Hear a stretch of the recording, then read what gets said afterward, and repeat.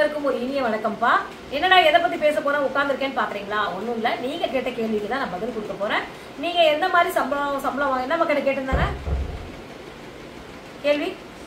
நீங்க என்ன சேலரி, உங்களோட சேலரி என்ன, நீங்க என்ன எக்ஸ்பென்சஸ் என்னென்ன இது பண்றீங்க, அப்புறம் உங்க பட்ஜெட் என்ன, அந்த மாதிரி அது கேட்டிருந்தேன். ஓகே, அதான்ப்பா. நான் வந்து பாத்தீங்கன்னா ஒரு 6500 சம்பளத்துக்கு 2012 நான் வந்து வேலைக்கு சேர்ந்தேன்ப்பா. நான் அப்பையில இருந்தே மார்க்கெட்டிங் தான் பண்ணிட்டு இருந்தேன். அதான் வேற ஆகுது. எனக்கு ஆரம்பத்துல இருந்தே வந்து மார்க்கெட்டிங் ப்ராடக்ட் தான் வேரியேஷன் ஆயிருக்குமே தவிர பட் செய்யக்கூடிய வேலை ஒண்ணுதான், மார்க்கெட்டிங் தான். அதனால வந்து பாத்தீங்கன்னா நம்ம வேலைக்குன்னு சேர்ந்த காலத்துல இருந்தே மார்க்கெட்டிங்ல தான் எனக்கு இன்ட்ரெஸ்ட். ஓகேங்களா, மார்க்கெட்டிங்ல தான் இருந்தேன். 2012 நான் வந்து ஒரு கம்பெனில இன்டர்வியூக்கு போய் அட்டன் பண்றேன். Company name fire card. இஸ்லாமியர்கள் தான் அந்த கம்பெனி நடத்துறாங்க. அந்த ஓனர் இஸ்லாமியர். ஏன் இந்த வார்த்தையை இந்த இடத்துல சொல்றேன்னு கடைசியில சொல்றேன். அப்புறம் வந்து பாத்தீங்கன்னா அவர் வந்து 6500 சம்பளம். முதல்ல நான் இன்டர்வியூ அட்டன் பண்ணேன், ரெஸ்யூம் கொடுத்துட்டேன், ரிஜெக்ட் ஆயிட்டேங்க. மேனேஜர் தான் என்னை வந்து இன்டர்வியூ பண்ணாரு, ரிஜெக்ட் பண்ணிட்டாரு. அப்புறம் ஃபோன் பண்ணி கேட்டேன், இந்த மாதிரி ரிஜெக்ட் ஆயிட்டீங்கன்னு சொல்லிட்டாங்க. சரி ஓகே விட்டுட்டு நான் அடுத்த வேலையை தேட போயிட்டேன். அதுக்கப்புறம் அதே கம்பெனில இருந்து ஃபோன் வருது அடுத்த நாள். இந்த மாதிரி உங்களுக்கு எம்டி வர சொன்னார். இல்லைங்க அன்னைக்கு தான் ரிஜெக்ட்னு சொல்லிட்டீங்களா அப்படின்னா. இல்லைங்க நீங்க வாங்க எம்டி உங்களை இன்டர்வியூ வர சொன்னார். சரின்ட்டு போனோடனே பார்த்தீங்கன்னா எம்டி வந்து நீங்கள் செலக்டடுன்னு சொன்னார். அங்கே ரிஜெக்ட் ஆன நான் அடுத்த நாள் செலக்ட் ஆகிறேன். சரி ஓகேன்னு சொல்லிட்டு உங்களுக்கு 6500 சம்பளமா, நீங்கள் இப்படி தான் வேலை செய்யணும், வேலையோட ஸ்ட்ரக்சர்ஸ் அதாவது ரூல்ஸ் அண்ட் கண்டிஷன்ஸ் எல்லாமே சொன்னாங்க. சரி ஓகே சார் சொல்லிட்டு அடுத்த நாள் வந்து வேலைக்கு வரேன். ஐ மீன் அப்போ 2 வீலர்லாம் எனக்கு கையில் கிடையாது. நான் நடந்து பஸ்ஸில் தான் வருவேன் போவேன். நிறைய வந்து சுடிதார் போட்டுக்குவேன். சின்ன பொண்ணு தானே, 2012 வந்து எனக்கு 25 வயசு தான் அப்போ. சரின்னு சொல்லிட்டு அப்போ நான் வேலைக்கு சேர்ந்து போவேன் வருவேன். நல்லா வந்து ஆக்டிவாக துருன்னு வேலை செய்வேன். எனக்கு நிறைய பேச்சு திறமை இருக்குன்னு நிறைய பேர் சொல்லியிருக்காங்க. நானா சொல்லலை. இந்த நேரத்தில் உங்களுக்கு பெருமை வேறு தேவையான்னு கேட்டுறாதீங்க. நிறைய பேர் சொல்லியிருக்காங்க. அதில் நான் நிறைய விஷயத்த உணர்ந்துருக்கேன். சரி ஓகே, அப்படி சேர்ந்த உடனே வந்து பார்த்தீங்கன்னா நல்லா வந்து வேலை செய்ய ஆரம்பித்தேன். மைனூட்டாக அந்த தொழிலை கற்றுக்கிட்டேன். அந்த தொழில் தான் கம்பெனி நேம் ஃபயர் கார்டு. அந்த தொழில் தான் இன்னைக்கு நான் எனக்கு கை கொடுக்குது. அன்னைக்கு அந்த ஓனர் சொன்னார், நீயே ஒரு கம்பெனிக்கு ஓனர் ஆகுமான்னு சொன்னார். அந்த தெய்வம், அந்த ஓனர் வந்து எனக்கு வந்து ஒரு ஃபாதர் மாதிரி. ஸோ அவர் கொடுத்த வேலை தான் இது. அந்த தெய்வம் சொன்ன வேலை தான் இந்த வேலை. ஏன்னா இஸ்லாமியர்கள் நம்ம வந்து தனியாக பிரித்து சொல்லலை. அந்த இஸ்லாமியர்கள் வந்து எனக்கு வந்து செய்யற தொழிலே எனக்கு அவங்க தான் கொடுத்துருக்காங்க. அதனால உண்மையிலே நான் அவங்களாம் ரொம்ப எனக்கு நிறைய நண்பர்கள் இருக்காங்க. சரி ஓகே, என்னோட டியரஸ்ட் ஃப்ரெண்டு கூட அன்னைக்கு கூட நான் ஒரு வீடியோ போட்டிருக்கேன். அவர் பேர் வந்து ரேஷு. அவர் ரொம்ப நல்ல ஃப்ரெண்ட் எனக்கு. அதனால எனக்கு இஸ்லாமிய நண்பர்கள் ரொம்ப பிடிக்கும். அவங்க கொடுத்த வேலை தான் இந்த வேலை. சரி ஓகே, அந்த வேலையை நல்லா கற்றுக்கிட்டு நானே ஒரு கம்பெனியை உருவாக்குறேன். கம்பெனியை உருவாக்குறதுனா ஒரு குழந்தையை பெற்றுக்கிற சமம். நம்ம எப்படி வழிவந்து ஒரு குழந்தையை பெற்றுக்கிறோமோ அது மாதிரி இந்த கம்பெனியை உருவாக்கினா ஒரு கம்பெனியை ஆரம்பிக்கிறோம் அப்படின்னா அதை எவ்வளோ உருவாக்கி கஸ்டமர் கொண்டு வரணும், மார்க்கெட்டிங்கில் பேசணும். ஒரு வருஷம் இந்த கம்பெனியை உருவாக்கி அதுக்கு பேர் வச்சு எல்லாம் பண்ணி ஜிஎஸ்டி வாங்கி ஆடிட்டர் வச்சு எல்லா வேலையும் பண்ணி கஷ்டப்பட்டு சம்பாதிச்சு ஒரு வருஷம் கஷ்டப்பட்டு விதைச்சேன். கஸ்டமர்கிட்ட போய் என்னோட வேலையை சொல்லி அவங்கக்கிட்ட ஒவ்வொரு ஆர்டராக வாங்கி பெரிய நிறுவனங்களை நான் வந்து ஆர்டர் வாங்கி இப்போ வரைக்கும் அந்த நிறுவனத்துக்கு நான் வேலை செஞ்சுட்ருக்கிறேன். ஒரு வருஷம் இந்த வேலையில் கஷ்டப்பட்டோம்னா அடுத்த சைக்கிளிங்க அடுத்த வருஷம் நம்மளுக்கு ரீஃபில்லிங்கிறது ஒரு வேலை வந்துடும். ஸோ இந்த வேலைகள் மூலிமா வீட்டில் உலைய வச்சுட்டு நம்ம போய் வேலைக்கு போயிட்டு வந்தோம்னா காசு கை மேலே கொடுப்பாங்க கஸ்டமர். நியாயமான வழியில் நேர்மையாக வேர்வை சிந்தி உடல் உழைப்பு வச்சு உழைச்சேன். 6000 ரூபா சம்பளம் முதல் மாதம் சம்பளம் வாங்கினேன். அந்த 6000 ரூபா சம்பளம் வாங்கும்போது கூட 500 ரூபா நான் வந்து பார்த்தீங்கன்னா எனக்கு நகை சீட்டு போடுவேன். அப்போ 2012 500 ரூபா நகை சீட்டு போட்டோம்னா 11 மாதத்துல கால் பவுனும் எடுக்க முடியும், தாராளமாக எடுக்க முடியும். ஸோ அந்த மாதிரி தான் நான் ஒவ்வொரு நகையாக வாங்குவேன். அதே மாதிரி அனாவசிய செலவுகள் அதிகமாக பண்ண மாட்டேன். என்ன நானும் கல்பனாவும் அதிகமாக ஹோட்டலில் சாப்பிடுவோம். எங்கள் வீட்டுக்காரர் வந்து ஃபுல் அண்ட் ஃபுல் டயட்டுப்பா. அதனால அவர் வந்து ஹோட்டலில் அவ்வளோவா சாப்பிட மாட்டார், லைக் பண்ண மாட்டார். அதனால எங்கள் வீட்டில் சாப்பாடே இவ்வளோ தான் சாப்பிடுவாங்க, கொஞ்சம் தான் சாப்பிடுவாங்க. நிறைய பேர் நிறைய கற்பனை பண்ணிக்கிறீங்க. அதுக்கெல்லாம் நம்ம ஒன்றும் பதில் சொல்ல முடியாது. பார்க்க காலம் பதில் சொல்லும். சரி ஓகேங்க, அந்த மாதிரி நான் வந்து பார்த்தீங்கன்னா அனாவசிய செலவு பண்ண மாட்டேன். ஆனால் ஒரு விஷயத்தை மட்டும் நான் அனாவசிய செலவுனா கூட கண்டுக்க மாட்டேன். என்னோட பொண்ணுக்கு மட்டும் அனாவசிய செலவு பண்ணா கூட நான் வந்து கொடுப்பேன். ஏன்னா காசு கொடுத்துருவேன். ஏன்னா எனக்கு ஒரே ஒரு பொண்ணு, ரொம்ப வரம் இருந்து தவம் இருந்து பெற்ற குழந்தை. அதனால எனக்கு ஒரு பிள்ளை நான் செல்லம் கொடுத்து வளர்த்துருப்பேன். பார்த்தீங்கன்னாவே தெரிஞ்சிருக்கும், ஆளை பார்த்தீங்கன்னாவே தெரிஞ்சிருக்கோம். ஸோ அது மாதிரி முறைக்கிற கல்பனா. அது மாதிரி அனாவசிய செலவு நான் எனக்குன்னு எதுவுமே பண்ணிக்க மாட்டேன். எனக்கு பர்சனலாக செலவு பண்ணுறது என்னன்னு நீங்கள் கேட்டிங்கன்னா ஐப்ரோ எடுக்கிறது, வந்து இந்த ஃபோனுக்கு ரீசார்ஜ் பண்ணுறது, இந்த மாதிரி. மற்றபடி எல்லாமே வந்து பார்த்தீங்கன்னா கரெக்டாக இருக்கும். அதே மாதிரி ப்ரொவிஷன்ஸ் மாதம் தேவையானது வாங்கிக்குவேன். இந்த மாதிரி தான். மற்றபடி என்னோட அனாவசிய செலவு நான் எதுவுமே பண்ண மாட்டேன். இதுக்குன்னா இவ்வளோ தான் இருக்குது. ஆனால் 6000 ரூபா சம்பளம் வாங்கும்போது 500 ரூபா நகை சீட்டு போட்டேன். 50,000 இப்போ ஒரு அப்ராக்சிமேட்டாக சொல்கிறேங்க. நான் இப்போ 2012 6000, 2025 நான் ஒரு 50,000 ரூபா சம்பாதிக்கிறேன். 50,000 ரூபா சம்பாதிக்கும் போது 10,000 நகை சீட்டு கட்டுறேங்க. சேவிங்ஸ் ரொம்ப ரொம்ப ரொம்ப ரொம்ப ரொம்ப இம்பார்ட்டன்டான ஒரு விஷயம். என்ன பண்ண டான்ஸ் ஆடிட்டீங்களா? நான் பேக்ல இந்த மாதிரி கல்பனா டான்ஸ் ஆடிட்டீங்க. சரி, சேவிங்ஸ்ன்றது ரொம்ப ரொம்ப ரொம்ப இம்பார்ட்டன்டான ஒரு விஷயம். அந்த விஷயத்த நிஜமாலுமே எனக்கு இவங்க வந்து பெண்களா இருக்கிறதுனால இவங்க கோல்டுல சேவ் பண்றாங்க. லைக் ஆண்களா இருந்தீங்கன்னா ஒரு ஷேர் மார்க்கெட்டோ எதுல ட்ரஸ்டபிள் உங்களுக்கு என்ன வருதோ நீங்க அந்த மாதிரி இன்வெஸ்ட்மெண்ட் பிளான் நீங்க போட்டுக்கலாம். லேண்ட்ல பண்ணலாம், கோல்டுல பண்ணலாம், ஷேர் மார்க்கெட்ல பண்ணலாம், டிஜிட்டல் கோல்டுல பண்ணலாம். இந்த மாதிரி நிறைய இன்வெஸ்ட்மெண்ட் பிளான்ஸ் இருக்கு. எதுல வேணா கஞ்சத்தனம் பண்ணிக்குவோம், எதுல வேணா நான் பண்ணுவோம். ஆனா சாப்பிடுற விஷயத்துல மட்டும் கஞ்சத்தனம் பண்ண மாட்டேன். அதுவும் பார்த்தாலே தெரியும். சொல்லு. அதுக்கும் பார்த்தாலே உங்களுக்கு தெரிஞ்சிருக்கும். இப்படி பண்ணு. வயிறார சாப்பிடுவேன், வயிறார சாப்பிடுவோம். ஐ மீன் நீங்க உண்மையில சொல்ல போனா அந்த இது எழுமா வச்சு பிரியாணி எது ஒரு நிமிஷம் காட்டிடுறேன் ஒரு நிமிஷம். இன்னைக்கு நான் வந்து பார்த்தீங்கன்னா இன்னைக்கு ஒரு ஷார்ட்ஸில் பார்த்து பாருங்க தெரியும். இந்த புடவை கட்டுகள் அதெல்லாம் இன்னைக்கு ஷார்ட்ஸில் பாருங்க. மதியம் லஞ்ச் வீடியோவில் நான் வந்து குஸ்கா ஒன்று ஆர்டர் பண்ணல. இங்கே பாருங்க, ஒரு 3-4 வாய் வச்சுருப்பேன். கல்பனா 4 வாய் வச்சுட்டேன். மீதி குஸ்காவை பாருங்க அப்படியே எடுத்துட்டு வந்து சாப்பிட முடியல எனக்கு. மேக்ஸிமம் எங்களோட ஜெனட்டிக் நாங்க வந்து எப்படின்னா பார்த்தா ஐயோ சாப்பிடணும்னு நினைச்சிட்டு நல்லா உட்கார போவோம். 4 வாய்க்கு மேல இறங்கவே இறங்காது, சாப்பிடவே மாட்டோம், அப்படியே எடுத்துட்டு வந்துடுறோம். ஸோ நாங்கள் இந்த மாதிரி ஒரு கேரக்டர்ப்பா. நான் இப்படி தான் சேமிப்பேன். ஆனால் சேமிப்புன்றது ரொம்ப ரொம்ப ரொம்ப இம்பார்ட்டன்ட். ஆனால் போகிற பக்கம் அதே மாதிரி நிறைய பேர் கேட்டேன். இன்னொரு கொஸ்டின் நான் சொல்லிடுறேன், பதில் சொல்லிடுறேன். கால் பண்ணி நீங்கள் தப்பாக நினச்சிடுவீங்க. கொஸ்டின் பதில் சொல்கிறேன். புடவுலாம் நீங்கள் எங்கக்கா வாங்குறீங்க? கரெக்டாக கலெக்ஷன்ஸ் கொடுக்குறீங்க, நல்லா இருக்கும் இந்த கலெக்ஷன்ஸ்லாம் சொல்லுங்கன்னு கூட 2-3 நிறைய பேர் சொல்லியிருக்கீங்க. நான் மேக்ஸிமம் புடவை வந்து அன்னதானப்பட்டிட்டு ஒரு அக்கா இருக்காங்க, அவங்ககிட்ட தான் நான் அதிகமாக புடவை வாங்குவேன். ஆனால் இப்போ அங்கே வாங்குவேன். மேக்ஸிமம் புடவை சாரீஸ் அங்கே தான் பர்ச்சேஸ் பண்ணியிருக்கேன். ஆனால் போகிற இடத்துல எனக்கு ஏதாவது பிடிச்சிருந்தா ஒரு இது அந்த அந்த புடவை எடுத்துக்கலாம், அதை புடவை எடுத்துக்கலாம், சீக்கிரம் எடுத்துக்கலாம். இருங்க ஒரு நிமிஷம். இன்றைக்கி சென்னை சில்க்ஸில் ஒரு புடவை வாங்கினேன், அதை நான் உங்களுக்கு காட்டுறேன். நல்லா இருக்கான்றதை கமெண்ட்டில் சொல்லுங்கள். அப்புறம் வந்து பார்த்தீங்கன்னா நான் எங்கேயாவது போகிற இடத்துல எனக்கு ஒரு புடவை பிடிச்சிருந்தது, ரேட் வந்து பட்ஜெட் ரீசனபிளாக இருக்குது, பட்ஜெட் ஃப்ரெண்ட்லியாக இருக்குன்னா கண்டிப்பாக வாங்குவேன். அதுக்கு நான் 1000 ரூபாய் 2000 ரூபாய் மூட்டலாம் இப்போ வாங்கலை.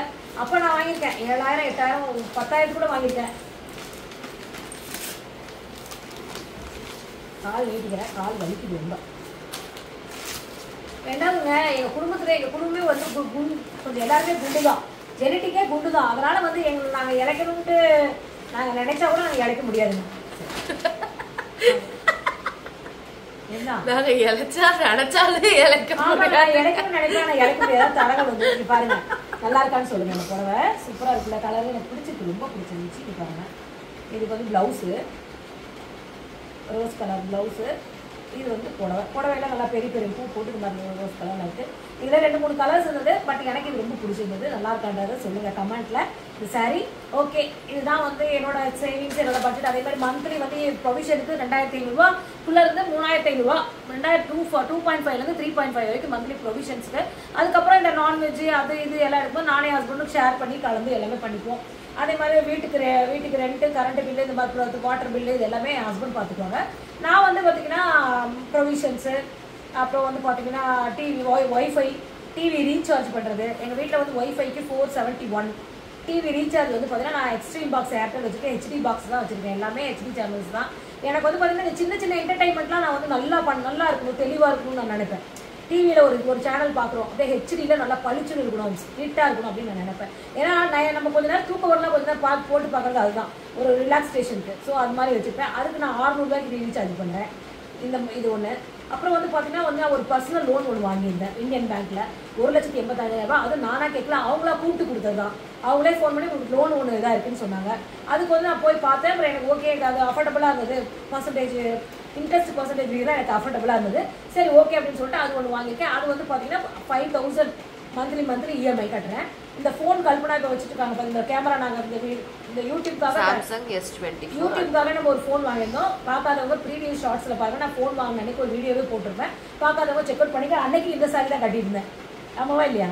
ஃபோன் வாங்கின அன்றைக்கி இந்த சாரி தான் கட்டியிருந்தேன். நீங்கள் செக் அவுட் பண்ணி பாருங்கள், டைம் இருந்தால் பாருங்கள். இந்த ஃபோன் வந்து பார்த்தீங்கன்னா S24, சாம்சங் S24 தான் வாங்க. S24 ultra. இது வந்து பார்த்தீங்கன்னா 1.5 lakhs, 1.3 1.5 1.5 லட்சம் போட்டு வாங்கினோம். ஸோ அதுக்கு இஎம்ஐ மாதம் 5000. இது மாதிரி நான் சம்பாதிக்கிறத நீங்க எவ்வளவு சம்பாதிக்கிறீங்களோ அது இப்போ நீங்க ஒரு விஷயத்துக்கு கமிட் ஆகுறீங்கன்னா உங்களால முடியும்னா அதை கமிட் பண்ணிக்கோங்க. இப்போ பர்சனல் லோன் கூட அவங்களால முடியுங்கிறதுனால அவங்க வாங்கினாங்க, எங்க அம்மா வாங்கினாங்க.